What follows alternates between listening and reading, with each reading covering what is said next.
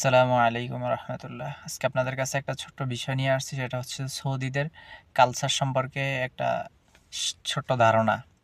আমাদের বাংলাদেশে কেমন হয়, বাংলাদেশ, পাকিস্তান, ইন্ডিয়া, সাধারণত আমাদের বাংলাদেশে একটা গ্রামের বা একটা এলাকার কেউ যদি কোথাও যায়, কোনো শহরে যায়, সাধারণত ঢাকা যায় বা হচ্ছে যে বাইরের কোনো দেশে যায়, মোটামুটি পুরা মহল্লার সবাই জানে, বাড়ির আশেপাশের সবাই জানে, বা কার আজকে বিয়ে বা কার কি অনুষ্ঠান, কার ছেলে হয়েছে, মেয়ে হয়েছে, কে অসুস্থ, এগুলো সব মোটামুটি আশেপাশের মানুষজন, প্রতিবেশীরা জানে। এটা স্বাভাবিক বিষয় এবং মোটামুটি আলোচনা সমালোচনা হয় মহল্লার মধ্যে, এলাকার মধ্যে।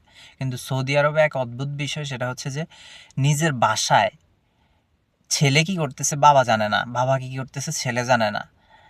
দেখা গেছে যে মহল্লার বা এলাকার বা পাশের বাসার মানুষ তো দূরের কথা, নিজেরাই নিজেদের মধ্যেই বাবা ছেলে একজন আরেকজনে কি করতেছে, কোথায় যাইতেছে এটা জানে না। একজন কোথায় কোথায় চলে যাইতেছে, দুবাই চলে যাইতেছে, আমেরিকা চলে যাইতেছে, সিঙ্গাপুর চলে যাইতেছে, কিন্তু আশেপাশের যারা প্রতিবেশী আছে এরা কেউ জানে না। মানে আর কেউ এটা নিয়ে মাথা ঘামানোর সময় না। তারা মনে করে যে কেন আমি তার বিষয় নিয়ে, তারা এটা জানলে আমার কী লাভ হইব, তারা এটা নিয়ে আমি চিন্তা করলে আমার কী লাভ হইব, কী ফায়দা হইব, এটা নিয়ে কথা বললে কী লাভ হইব। এই জন্য তারা সবাই তাদের ব্যক্তিগত জীবন নিয়ে ব্যস্ত, ব্যক্তিগত কাজ নিয়ে ব্যস্ত। কেউ কারো বিষয়ে এরকম মাথা ঘামানোর সময় নেই।